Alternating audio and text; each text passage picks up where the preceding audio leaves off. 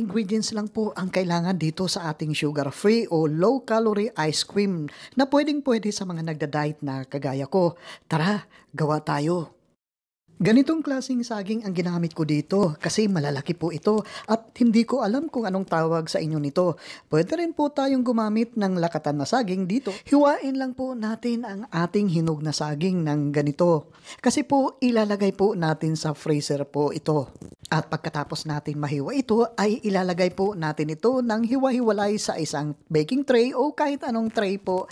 At saka maglagay lang po tayo ng parchment paper dito para mas madali po matanggal ang ating saging dito mamaya. Ilalagay po natin ito sa freezer hanggang sa mag-frozen po ang ating saging dito na kagaya ng ganito.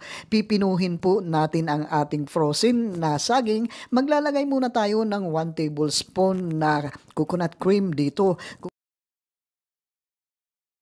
I-check muna natin kung pino na po ang ating ice cream dito. Maglagay din ulit tayo ng 1 tablespoon na coconut cream at uli ay pipinuhin pa natin ang ating ice cream dito. At ito na, pinong-pino na po ang ating bananas dito. Ganito na po kapino, ka-smooth ang ating ice cream dito.